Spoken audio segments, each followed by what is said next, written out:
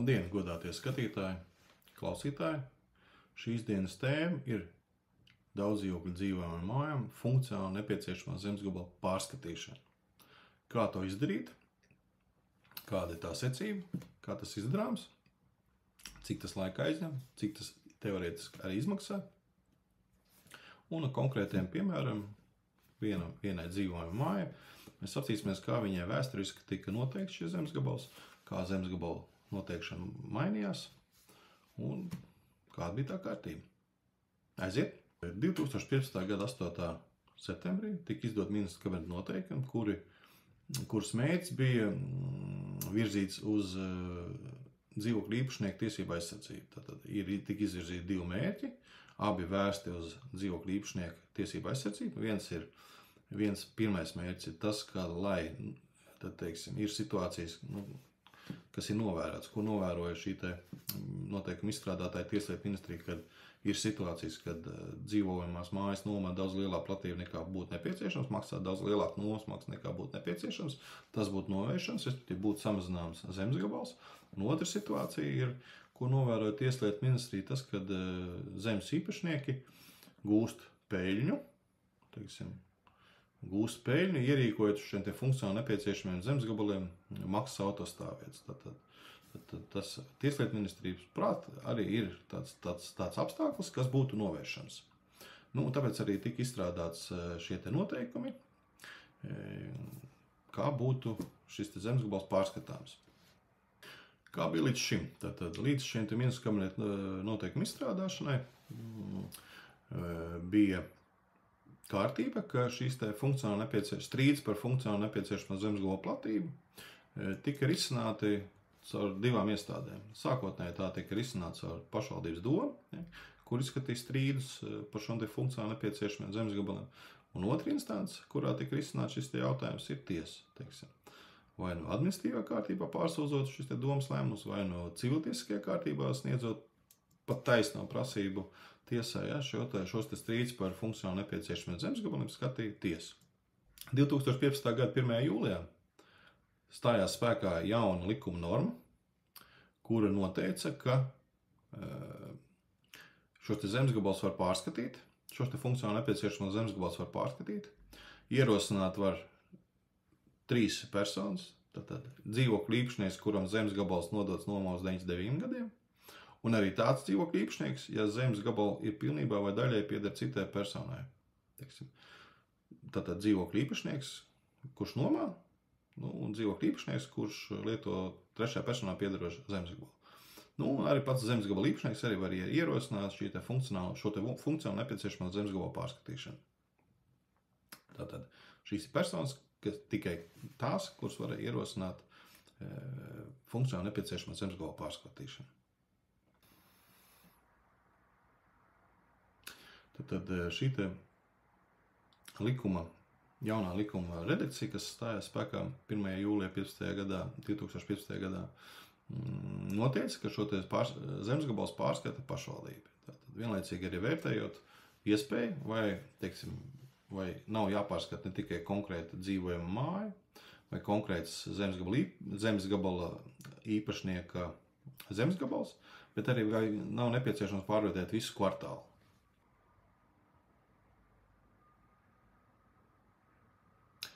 Likums arī paredzēja, kad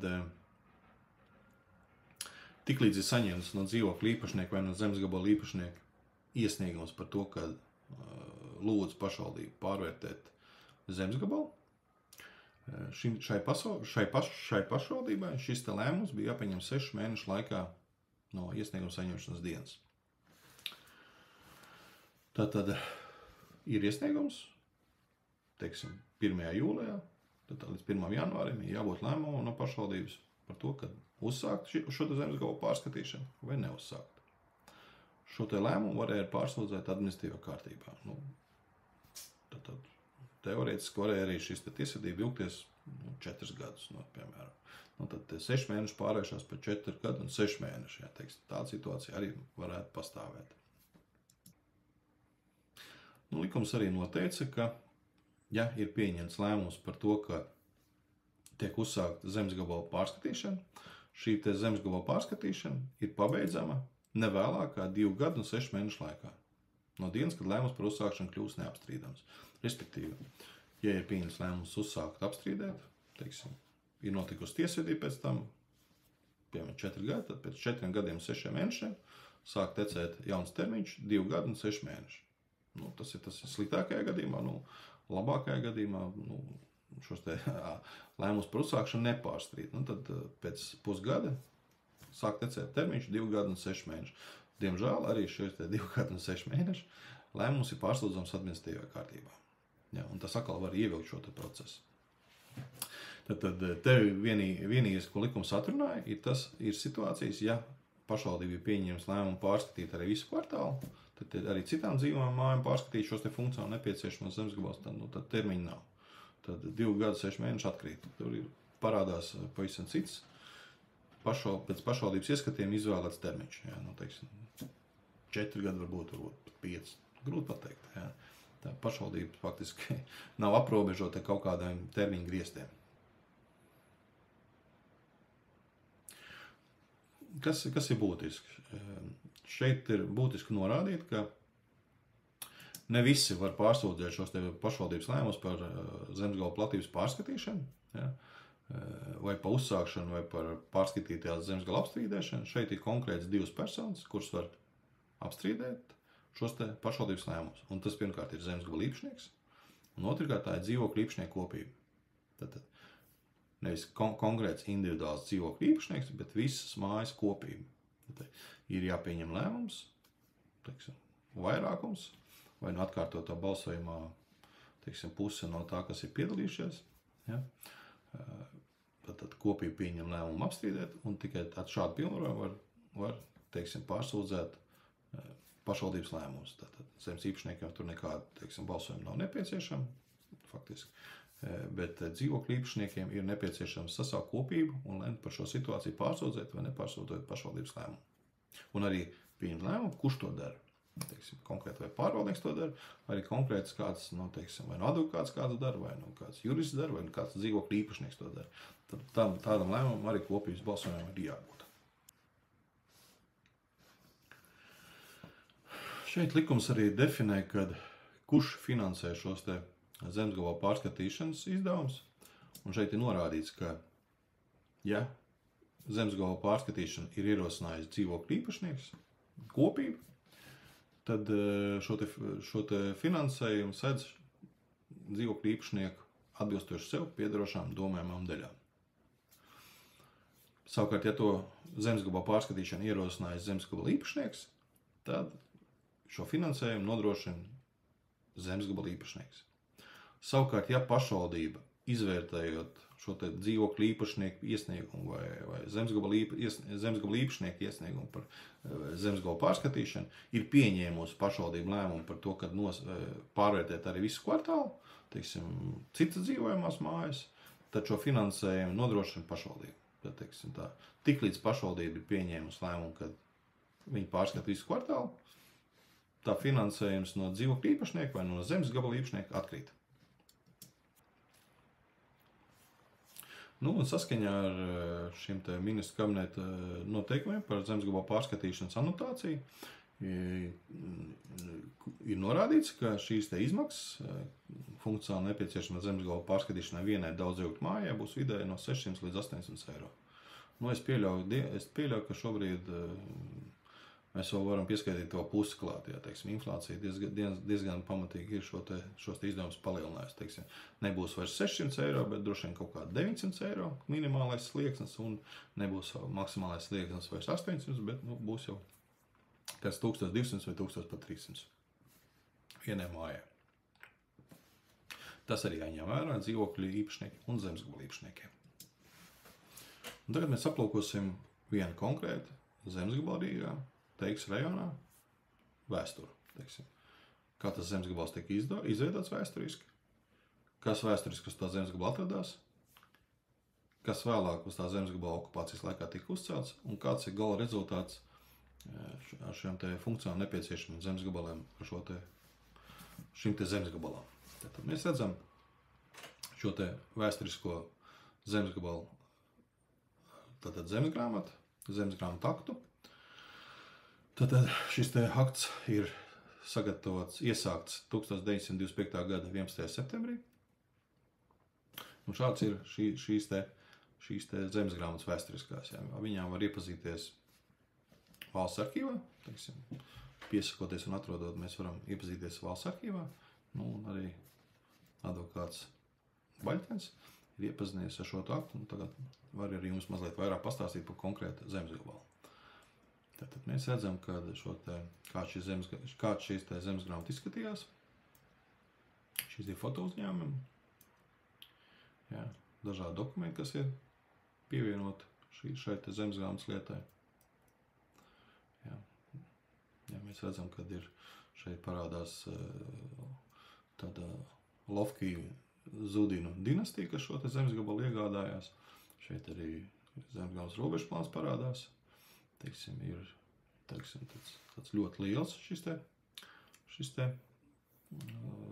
zemes robežplāns. Mēs redzam visu šo te zemesgabalu plānu. Ja, tad redzam, ka te ir Biķinieku iela. Tad Biķinieku iela, teiksim, konkrēti mums interesē šis te zemesgabals ar grupu un grunti. Tad 85. grupa, 157. grunts, ja, šis te konkrētais zemesgabals. Ja, šobrīd šajā vietā ir Rauns iela, vēsturiski Rauns iela tur nebija. Ja, tā Biķinieku iela bija, bet šeit Rauns iela nebija. Tad tāds vēsturiski izskatījās šīs te zemes robežplāni. Te zemes robežplāni ir ļoti labi saglabājušies visi. Ja, saglabājušies tāpēc, ka viņi nevis uz papīra taisīja, bet uz tādu plasmas papīra, ja, teiksim, kurš, laika zobs daudz neskar. Ja, teiksim. Bija ļoti interesanti ieraudzīt tāds liels palagus, ja, pastīties pilnu galds, ja. Te, teiksim, šis ir galds, ja, un uz 2 galdiem uzliekam zemes robežplānu. Milzīgs zemes robežplānu. Ja, šeit ir tālāk, ja mēs redzam, kā tā zemes grāmata attīstās. Un tagad konkrēti apskatīsim nevis to vienu kopēju, ko mēs zemes gabalu, kurš sastāv no vairākiem zemes gabaliem, bet vienas konkrētas grupas, konkrētas grunts zemesgrāmatas nodalījā. Grupa ir 89 un grunts ir 157. Ja. Kāda izskatījās šī te zemesgrāmata, teiksim, tas mazais zemesgabaliņš, ko es jums rādīju iepriekš, kāds viņš izskatījās atsevišķi viņa nodalījums. Šeit arī mēs redzam dažādus dokumentus, ja, kas tiek ievesti šajā te zemesgrāmatā. Tur mēs redzam, šeit mēs redzam, teiksim, šeit mēs redzam, kad uz šī te zemesgabalu, ja, šis ir šis zemesgabals, šī ir Biķinieku iela, ja, un šī te zemesgabalu tika izplānota un vēlāk uzbūvēta dzīvojamā māja, ja, mēs redzam šo te dzīvojamā māju, kāda izskatījās, ja. Jā, šobrīd jau var pateikt, ka šis te zemesgabals, jā, teiksim, šobrīd tā māja vairs uz tā zemesgabala neatrodās. Šeit atrodās dzīvojamā māja Biķinieku Galsteņas tiena, šeit Biķinieku iela 79, un šeit ir Rauns iela 58 korpus 4 un Rauns iela 58 korpus 5. Teiksim, šis zemesgabals faktiski šobrīd ir neizskatās tā, kā viņš izskatījās agrāk, pirms okupācijas. Tad māja nojaukt. Un zemesgabals ir apbūvēts. Kādreiz vēsturiski šīs zemesgabals, ko mēs aplūkosim, ir bijis privāta māja. Tātad, kā ir privāta māja, ābeļdārzi, ja, zemesgabals ir aptuveni 5700 kvadrātmetru platībā, diezgan paliels zemesgabals, ja, brīnišķīgi, ja teikā māja, ja, līdz centram nav tālu, faktiski turīgi saimnieka apbūvēt zemesgabals. Kas notika vēlāk? Tālāk bija Otrais pasaules karš, okupācija. Un okupanti nolēma šo te zemesgabalu, kur bija uzcelta dzīvojamā privātā māja, apbūvēt daudzdzīvokļu dzīvojamām mājām. Sākotnēji tika izstrādāts šī te kvartāla apbūves projekts, tad izstrādāts tika 1953. gadā, tad faktiski Staļins tikko bija nomirs, ja, un jau sākam plānot, kā apbūvēt šo te teiks zemesgabals. Šis te konkrētais zemesgabals, ko mēs aplūkojām iepriekš, viņš atrodas lūk šādā te konfigurācijā, ko es velku, ja, šitā te, ja. Tā viņš atrodas, ja. Nu, mēs redzam, ka te ieplānots uzbūvēt ir šādu ēku. Šobrīd viņi ir saucās Biķenieka iela 81. Šī arī piecstāv dzīvojama ēka Hrušovka, Biķenieka iela 79. Te bija plānots sastādīt uz ābeļdārzi, ja, kāds laukums, ja, kā tā norāda šie te cilvēki, kas ievācās, ka viņi bija jauni, ja, nu patiešām viņi tur kādreiz volejbolu spēlējuši, un kamēr bija jauni, nu, kļuva vecā, protams, nekāds volejbols vairs nebija. Nu, šeit bija arī soliņi paredzēti atpūtai, ja, nu, šobrīd tie soliņi tur faktiski tikai pamat palikuši. Nu, šeit arī kaut kāds laukums bija paredzēts, nu, te ir kāds laukums, laikam atkritumu tvertne bija domāt, tur dabā vairs tāds neeksistē, bet bija, ja, nu, un tā būva bija paredzēta, respektīvi, šeit kādreiz bija ēka, dzīvojama ēka, pirms pasaules kara tā tika nojaukt, un būtībā izbūvēt kā tāda kopējs kompleks, teiksim, kopējs kompleks apbūvēt šeit Hrušovkas, jā. Tātad 98. gadā, kad faktiski tika nolēmts un vajadzēja nodot ēkas pašvaldības un valsts ēkas privatizācijai, tika izstrādāti plāni, aptuveni plāni, kādi nododot ēku privatizācijai būtu nepieciešami šīm te ēkām funkcionāli nepieciešamie zemes gabali. Un konkrēti šim kvartālam, kurā es teikšu kvartālam, plāns tika izstrādāts 98. gada 24.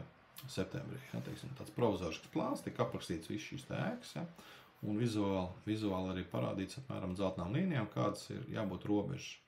Mūsu konkrētais piemērs ir šis te mans zilo ievilkto, ja, šeit arī ir paredzēts šis te zemes gabals sadalījums, un konkrēti mēs redzam ar šīm te dzeltenām līnijām, ka šis zemes gabals paredzēts Biķenieka ielai 79, jā, mēs redzam, ka šis te zemes gabals ar dzelteno ievilkto bija paredzēts Biķenieka iela 81, jā.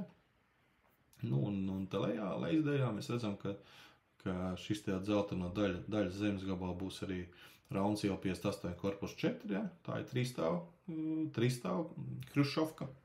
Un ļoti maz daļa, šitā te mazā daļiņa, bija paredzēta arī šī te dzīvojama māja, Rauns iela 58 korpus 5, jā, nu, teiksim, šis zemes gabals faktiski tika viss paredzēts satelīti starp 4 dzīvojamām ēkām, starp Rauns iela 58 korpus 5 un Rauns iela 58 korpus 4 un Biķenieka iela 81 un Biķenieka iela 79. Tātad brīvas teritorijas zemes gabala īpašniekiem netika paredzēts nododot ēkas privatizācijai. Tālāk mēs redzam, kad nododot dzīvojamo ēku Biķenieka iela 79, viņai tika izgatavots plāns, ja, nu, kurā tika noteikts šai ēkai funkcionāli nepieciešamais zemes gabals. Šis zemes gabals faktiski sakrita ar to, kas bija paredzēts 98. gada plānā, ja, tur nekādas izmaiņas un problēmas nebija. Tāpat tās arī tika noteikts arī funkcionāli nepieciešamais zemes gabals Rauns iela 58 korpus 4 dzīvojamā ēkā. Nu, mēs redzam, kāds viņš izskatās dabā, ja, ka viņš sastāv no divām zemes gabala daļām, daļas B un daļas A, un daļa A ir tas zemes gabala īpašnieks, ko mēs konkrēti mūsu intereses objekts. Ja. Nu, un arī faktiski sakrit ar šo te 98. gada izstrādāto provizorisko plānu, ja, tā kā tur arī nekādas problēmas nebija. Te ir ēka Rauns iela 58 korpus 4, un te arī ir 99. gadā, teiksim, izstrādāts funkcionāli nepieciešamā zemes gabala plāns, un mēs redzam, ka šo te ēkas funkcionāli nepieciešamā zemes gabala plāna, kurš redzams, ka ir daļa A un daļa B, un konkrēti mūsu zemes gabala interesējušās zemes īpašnieka zemes gabals ir šis te daļa B. Nu, viņš arī sakrita ar šo te provizorisko 98. gada izstrādāto plānu. Tātad, kur sākās problēma? Problēma sākās ar dzīvojamo ēku Biķenieka iela 81. Tā bija kooperatīvā ēka, tā nebiederēja pašvaldībai. Un šīs ēkas īpašnieki izdomāja tādu viltīgu schēmu, ka viņi vēlējās apiet šo te 98. gada provizorisko ēkām nosakāmo funkcionāli nepieciešamo zemes gabalu. Un tā apiešana bija tāda nu, viltīga. Nu, viņi nolēma, ka viņiem vajag tikai tik zemes gabalu. cik ir zem ēkas, un tur vēl zaļa teritorija. Faktiski viņi nolēma, ka viņiem nav nepieciešams pierocamies ceļš, nav nepieciešams trotuārs, viņiem nav nekas liekas nepieciešams, tik, cik minimāli mēs noteiksim, tikai ar leļu paliek. Un tā schēma, ko viņi izdomāja šīs te kooperatīvās ēkas īpašnieki, ir tāda, ka viņi noteica šo te funkcionāli nepieciešamo zemesgabalu tik, cik ir ēka faktiski. Faktiski šeit ir pa ceļu vide, pat pa mazāko ceļu vide viņiem pieder tikai 1/3 daļa ceļu, 2/3 ceļu pieder citiem. Viņiem faktiski nav piebraucamā ceļa. Šeit viss šitas te ir zaļā teritorija, Viņiem funkcionāli nepieciešamais zemesgabals bija paredzēts šeit, kurš tagad velk, šis te, viņi nolēma to noraut, Tāpēc, ka, viņi nevēlējās maksāt nobu, viņi vienkārši uztaisīja tā, kā viņam nav ne ceļa, ne, viņam pat nav kur atkritums, atkrituma tvērtnes faktiski nolikt, šis te viss ir zaļā teritorija, viņiem nav neviens autostāvvietas, neviena vieta, kur operatīviem transporta līdzekļiem novietot, nekā viņam tur nav. Viņi faktiski nav bērnu roto laukumu, nekā viņam nav, viņi tik, cik minimāli vajadzēja, tik arī noteica, un noteica viņi tā, ka viņi vienkārši uztaisīja šādu provizorisku plānu, noslēdza zemes gabalu īpašnieku līgumu par izpirkšanu, un viņiem šķita, kad ir jautājums atrisināts. Tā kā mēs redzam, tad 97. gada 5. septembrī tika atjaunots īpašuma tiesības Nikolajam Rastam. Viņš ir mantinieks īpašniekam, kas savulaik bija uzcēlis šajā te zemesgabalā šo te privātu māju, un atjaunoja sev īpašuma tiesības. Šī te zemesgabala platība ir 5731 kvadrātmetrs. Viņi tad tika atjaunots īpašnieks vēsturiskam mantiniekam. Diemžēl vēsturiskais mantinieks nemācīja kārtīgi apsaimniekot šo te zemesgabalu, un viņš dēļ lieliem nodokļu parādiem tika atsevināts. Un šis te jaunais īpašnieks, kas šo te zemesgabalu iegādājas izsolē, veica šī zemesgabala monitoringu un konstatēja, ka atbilstoši šim te 98. gada pašvaldības izstādātam plānam ēka Raunciela 58 korpus 5 ir korekti privatizējas šo te, tātad korekti noteikti zemesgabals tika, ēkai Raunciela 58 arī tika korekti noteikts šis zemesgabals. Tas pats attiecās arī uz Biķenieku ielu 79. Vienīgā problēma, ko viņš saskatīja, tātad divas problēmas, ko saskatīja, bet lielākā problēma bija ar Biķenieku ielu 81, kurš noteica šo te zemesgabalu šādās te kontūrās, bet vēsturiski viņam bija paredzēts arī šitas te, vēsturiski bija paredzēts šis, un izveidoja zemes īpašniekam tāda ķeska pa vidu, ko, tā īsti tā kā nezinu, ko darīt, Ideālā variantā būtu, protams, sadalīt, jo teikā ir labi, tad teikā zemesgabala cenas ir labas, bet rodās problēma, pirmkārt ar kvadrātu, varbūt kvadrātu mēs te varētu ievietot, bet tad kvadrātu ar 9 metru garumu mēs te varētu teorētiski ievietot, bet ir problēmas ar piebraucamā ceļu. Ja tiek noteikti šeit piebraucamais ceļš šīm te ēkām ir šis te koplietošanas ceļš, šite varētu teorētiski šitas būt, bet tas ceļš tiek sadalīts automātiski starp šo, un ir rodās pārblīvējums. Plus liela problēma ir tāda, ka, ja šeit tiek izveidot kāda dzīvojuma ēka, tad automātiski situācija labvēlīgāk nepaliek, jo šeit ir vairāk dzīvokļu un neviens autostāvvietas. Līdz ar to šīs te mājas iedzīvotāji, šīs te automašīnas nomet kaut kur pagadās. Un līdz ar to šeit veidojas visā tajā kompleksā, veidojas tāda nelabvēlīga vide. Un faktiski uzbūvēt ēku un pēc tam realizēt viņu, būtu, pagrūti, teiksim. Vide ir diezgan nelabvēlīga, lai būvētu šeit dzīvām ēku. Tāpēc zemesgabala īpašnieks nāca pie secinājuma, kad būtu labāk šo te lieko zemesgabalu piesaistīt šai te ēkai, kura faktiski ir apgājuši šos te privatizācijas noteikumus, noteikusi mazāk šo te zemesgabalu, nekā viņam vēsturiski bija paredzēts noteikti. Teiksim, atgriezt vēsturisko taisnību. Ja tad tika nolēmts vērsties pašvaldībā ar lūgumu pārskatīt zemesgabalu, piesaistot šo te funkcionāli nepieciešamo zemesgabalu šai te ēkai Biķenieku iela 81. Tad galvenais iemesls. Vēl papildus iemesls bija tāds, ka tika konstatēts, ka ir tāda maza ķeska izveidojusies, apzīmēt šeit ar A, kuru platība ir 165 kvadrātmetri, kurš arī te ir liekas. Viņš nav tā kā nevienam piesaistīts, Viņš ir parādījies tā kā liekas. Ja. Iepriekš plānos mēs tā kā neredzējām vecajos, bet šeit uztaisot modernas aprēķines, tika konstatēts, ka ir tāda maza ķeska 165 kvadrātmetru platībā. Šajā te mazā zemesgabalā nav iespējams izveidot kvadrātu ar malas garumu 9 metru. Tad automātiski viņš ir nederīgs. Tas nozīmē, ka viņš ir nederīgs, tad viņš jāpiesaist kādai no ēkai. Vistuvākā, visloģiskākais secinājums ir piesaistīt šeit ēkai biķenīgi ielas 79. Ja, tad divi iemesli. Galvenais ir šis te. Un otrs iemesls ir liekā daļa. Tikko zemesgabala īpašnieks iesniedz pašvaldībai 2016. gadā lūgumu pārskatīt viņa funkcionāli nepieciešamo zemesgabalu. Tad kas notika vēl? Tad 2016. gada 30. augustā Rīgas doma pieņem lēmumu, kad tiek pārskatīts ne tikai konkrētais zemesgabala īpašnieks zemesgabals, bet tiek pārskatīts viss kvartāls starp Raunas ielu, Laimdotas ielu, Biķenīku ielu un Ķeguma ielu Rīgā tematiskā plānojuma izstrādes uzsākšana. Tad tiek uzsākta. Tas nozīmē automātiski, ka šis te robežu plāni tiek pārskatīti visiem kvartālām. Un šo te finansējumu nodrošinās pašvaldība. Tiklīdz tika pieņemts šāds lēmums, bija skaidrs, ka zemesgabala īpašnieks nefinansē šo pasākumu, finansējumu nodrošinās pašvaldība. Un, protams, arī vēl viena problēma radās, tad termiņi, nosakot šos te funkcionāli nepieciešamos zemesgabals, tiek palielināti automātiski. Vienlaicīgi ar lēmumu par kvartāla zemesgabalu pārskatīšanu tika dots konkrēts darba uzdevums. Ja mēs redzam šo te uzdevumu, kāds viņš izskatās, tāds uzdevums tika dots. Tad vienlaicīgi vēlāk arī tika izstrādāts šis te visa kvartāla funkcionāli nepieciešamā zemesgabala plāns, kurš tālāk tika nodots apspriedēji zemesgabala īpašniekiem un dzīvuma māju īpašniekiem. Tas ir viss tas kvartāliņš, kurā tika, provizoriski pateicis, kāds šie te zemesgabali izskatīsies, un mēs redzam, ka mūsu konkrētā gadījumā, šis ir tas zemesgabals, ko es tagad velku, kurš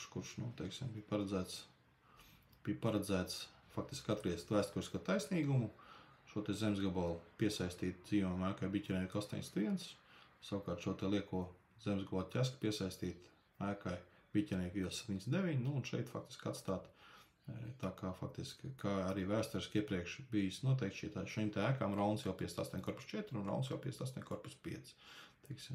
Faktiski šeit zemesgabala īpašnieku vēlams, faktiski tika realizēts plānā, faktiski atgriezt vēsturiskā taisnība. Šeit mēs redzam konkrēto zemesgabalu, mūsu zemesgabala īpašnieku zemesgabalu, mēs redzam kartogrāfiskā pamatne, šim te funkcionāli nepieciešamiem zemesgabaliem, ēkas norādīts, Biķenīku iela 79, 81, Raunas 58,4 un Raunas 58,5, mēs redzam konkrēti, cik stāv katrai ēkai, cik dzīvokļi, šeit mēs varam konkrēti redzēt, un aptuvenās platības, kāds tam ēkām funkcionāli nepieciešamās būs. Šis viss tika nodots apspriedēji cilvēkiem, ēkas īpašniekiem, zemesgabala īpašniekam tika nodots sniegt viedokli, tad tālāk notika izvērtēšana. Tad ko tas rezultējās? Tas rezultējās, un kāds gala rezultātā noslēdzās? Tas noslēdzās 20. gada 15. jūlijā, tad Rīgas doma pieņēma lēmumu, kurā apstiprināja visu kvartālu tematisko plānojumu. Zemesgabala pārskatīšana kvartālām ilga 4 gadus. Tad pats plānojums izskatās šādi, visam kvartālām uz 189 laspusēm, visam šim te kvartālām, tas ir ievads. Šeit ir jau grafiski attēli, aprakstīts, kā noteica katrai mājā šo te zemesgabalu.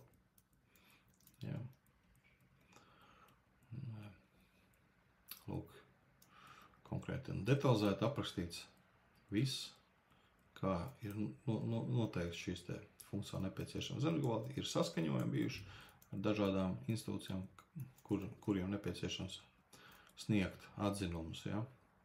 Grafiskā daļa ir bijusi, kā mēs redzam, tad dažādām mājām, dažādi grafiki. Lūk, tā tas viss grafiskā daļa izskatās. Jā. Diezgan detalizēti un diezgan pamatot ir diezgan liels darbs jāiegūt, lai šādu plānu izstrādātu. Jā, diezgan liela aprēķina, tad ir dažādi lēmumi, darba uzdevumi, kā mēs redzējām, tad grafiskā daļa šī te vēsturiskas, ko mēs arī aplūkojām, ir arī iekļauts, jā. Jā, tad ir šī te grafiskā daļa vēsturiskā, te ir par apstiprināšanu, ir Latvijas gāzes saskaņojums, ir ugunsdrošības glābšanas dienas saskaņojums, ir Latvenergo, Rīgas siltuma, jā, tā kā, Rīgas ūdens šeit arī devis savu atzinumu. Būvvalde, apsaimniekošanas pārvalde, jā, te dažādi departamenti snieguši atzinums, sadalas tīkls arī te piedalījies. Tā kā, diezgan rūpīgi, te tāda vienkārši tāda aprēķināšana nav, tā kā diezgan sarežģīta gāze. Diezgan pamatīgi izvērtēšana notika, un tie plāni ir noteikti diezgan rūpīgi izvērtēt un saskaņot ar visiem atbilstošiem dienestiem. Un tagad, kas notika ar mūsu apskatāmo zemes gabalu? Tad zemes gabalu, zemesgabals tika pārskatīts, funkcionāli nepieciešama zemesgabala tika pārskatīta un noslēdzās pārskatīšana 20. gada 23. jūlijā. Mēs redzam, ka attiecīgā par dzīvām ēku Biķenieku jau 79, tad tika noteikts, ka funkcionāli nepieciešamais zemesgabals šobrīd tagad būs 4751 kvadrātmetrs. Mēs redzam šo te, no kā viņš sastāv, no divām zemesgabala vienībām, zemesgabala vienība A un B, A veidot 2486 kvadrātmetru un B 2265 kvadrātmetru. Savukārt ēkai Biķenieku 81, tagad funkcionālais veidos 4228 kvadrātmetri. Ja. Šeit ir plāns, mēs redzam, šis ir agrākais, kas viņiem bijis ir, ja. Šeit tas te, ja, mēs redzam, ka viņiem nav ne piebraucā, ne ceļa, ne trotuāra, faktiski cilvēks izkāpj ārā un uzreiz uz svešas zemes, ja, tāda situācija dabā pastāvēt nevar. Šeit visi zaļā zona, nav ne laukumiņi, ne stāvvietas, viņiem nav neviens stāvvieta, auto novieta, tā nedrīkst pastāvēt. Faktiski šīs ēkas iedzīvotāji visus šos te ilgos gadus ir parazitējuši uz citu zemesgabalu īpašnieku rēķinu, vai nu uz citu dzīvojamām ēkām noteiktiem zemesgabaliem, vai nu uz citiem vienkārši nomet savus auto, kur pagadās. Tagad viņam ir piesaistīts papildus zemesgabals, šeit ir zaļā teritorija, un šeit ir asfaltēta teritorija, kurā cilvēki jau šobrīd liek savas automašīnas. Protams, šī māja var palielināt šī autostāvvieta daudz plašāk, bet tā ir viņa darīšana, kā viņi to zemesgabalu tālāk apsaimniekos. Zemesgabals ir iedots, tā kā ēkai viss iespējas izpildīt savas vajadzības uz šo zemesgabalu, pilnīgi noteikti. Tad šeit ir 3. ēka, rauns jau 58 korpus 4, un tad zemesgabala platība veidos 1908 kvadrātmetri. Ja. Šeit ir plāns, arī daļa B ir mūsu apskatāmā zemesgabala īpašnieka, un daļa A ir cits zemesgabala īpašnieks. Tad visbeidzot, rauns jau 58 korpus 5, tagad funkcionāli nepieciešamais būs 1762 kvadrātmetri. Arī mēs šeit redzam plānu, daļa B un daļa A. Daļa A ir mūsu apskatāmais zemesgabals, un daļa B ir citam zemesgabala īpašniekam piederošais zemesgabals. Tas arī viss. Tā pārskata funkcionāli nepieciešamos zemesgabals, tāda ir tā kārtība, tāda lēmuma tiek pieņemta, un tā arī viss beigās noslēdzās. Paldies par uzmanību!